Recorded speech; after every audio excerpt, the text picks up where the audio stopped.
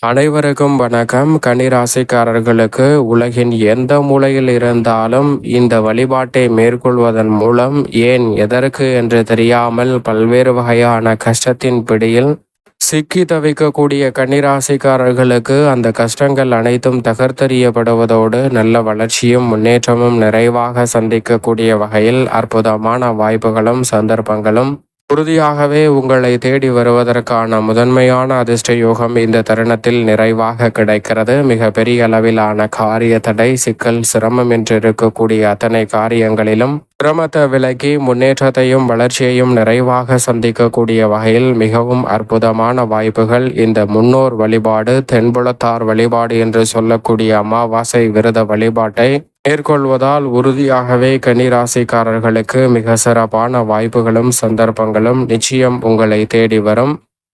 பொதுவாக அமாவாசை தினமானது ஒரு வருடத்தில் 13 அல்லது 12 முறை வரும். அந்த 12 அல்லது 13 முறை வந்தாலும் கூட கூடுதல் சிறப்பானதாக மகாலய அமாவாசை, தை அமாவாசை போன்றவை பார்க்கப்படுகிறது. அதிலும் குறிப்பாக இந்த வேளையில் சந்திரன் உச்சம் பெறக்கூடிய அமாவாசையாக இருப்பதால் அதுவும் கூடுதல் சிறப்பான ஒன்றாக பார்க்கப்படுகிறது. எனவே இந்த வேளையில் நிச்சயமாக பிதுர்காரகன் என்று சொல்லக்கூடிய சூரியனும் மாதுர்காரகன் என்று சொல்லக்கூடிய சந்திரனும் 9ஆம் இடமான பாக்கியஸ்தானத்தில் இணைந்து வலுப்படுத்தக்கூடிய இந்த தருணத்தில் மே 26ஆம் தேதி உலகின் எந்த மூலையில் இருந்தாலும் தென்புலத்தார் வழிபாடு என்று சொல்லக்கூடிய முன்னோர் வழிபாட்டை தவறாமல் மேற்கொள்வதன் மூலம் நல்ல பலன்கள் உங்களை தேடி வரும். உங்களுடைய வாழ்வில் ஏன் எதற்கு என்று தெரியாமல் எனக்கு மட்டும் ஏன் இவ்வளவு வேதனை, இவ்வளவு சிரமம், மற்றவர்களெல்லாம் மகிழ்ச்சியாக இருக்கிறார்கள், என்னால் வெளியில் சொல்ல முடியாத அளவிற்கு கஷ்டமும் சிரமமும் என்னுடைய வாழ்வில் சூழ்ந்து கொண்டிருக்கிறதே,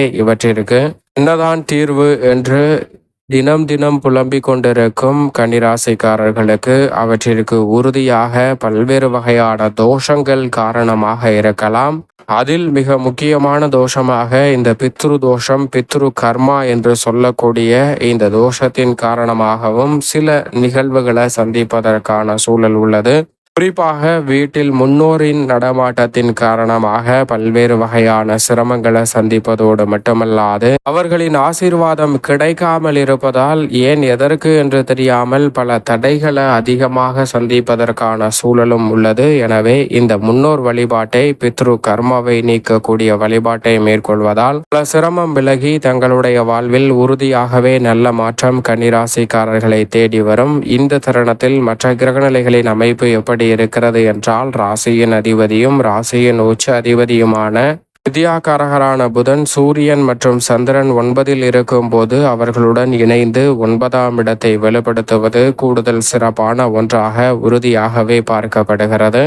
பாக்கியஸ்தானம் பல மடங்கு வலுப்படக்கூடிய இந்த வேளையில் பல வகையில நன்மை நிறைவாக உங்களை தேடி வருகிறது. கன்னிராசிக்காரர்களுக்கு இந்த தருணத்துல குரு பகவான் தொழில் ஸ்தானம், ஜீவனஸ்தானம் என்று சொல்லக்கூடிய 10ஆம் இடத்தை வலு சேர்க்கிறாருங்க. எனவே இந்த வேளையில் தொழில் ரீதியாக முயற்சி செய்யக்கூடிய கன்னிராசிக்காரர்களுக்கு எளிதில் நல்ல வாய்ப்புகள், தொழில் ரீதியாகவும் உத்தியோக ரீதியாகவும் உங்களை தேடி வருவதற்கான நல்ல சந்தர்ப்பம் நிச்சயமாக கன்னிராசிக்காரர்களுக்கு உண்டு.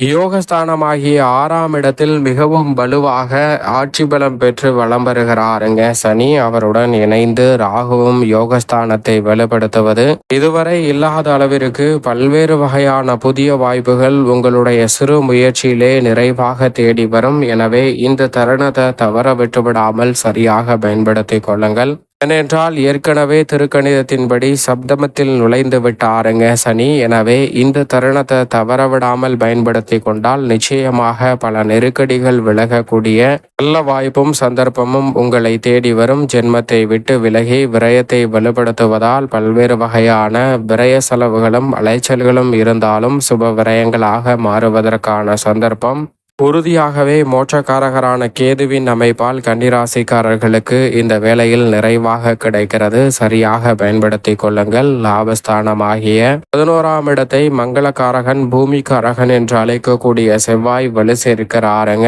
எனவே பல வகையில் லாபம் உண்டு. சப்தமஸ்தானத்தில் உச்சம் பெற்ற அமைப்பில் வலம் வருகிறார் சுக்கிரன். இப்படி நவ கிரக நிலைகளின் அமைப்பும் இருக்கும் போது பாக்கியஸ்தானத்தில் சந்திரனும் உச்சம் பெற்றிருக்கக்கூடிய இந்த தருணம் பல மாற்றத்தை ஏற்படுத்தி கொடுக்கும். சரியான முறையில் பயன்படுத்திக் கொள்ளுங்கள்.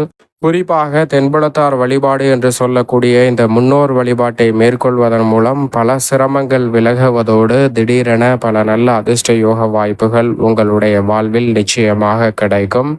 இந்த அமாவாசை விரத வழிபாட்டை மேற்கொள்வதற்கு அன்றைய தினத்தில் அதிகாலையிலே எழுந்து நீராடி நீர்நிலைகளுக்கு சென்று எள்ளும் நீரும் இறைத்து முன்னோர் வழிபாட்டை மேற்கொள்ள வேண்டும். அதற்கு பிறகு இறை வழிபாட்டை தீபமேற்றி மேற்கொள்ளலாம். மேலும் குலதெய்வ வழிபாட்டையும் மேற்கொள்ளலாங்க.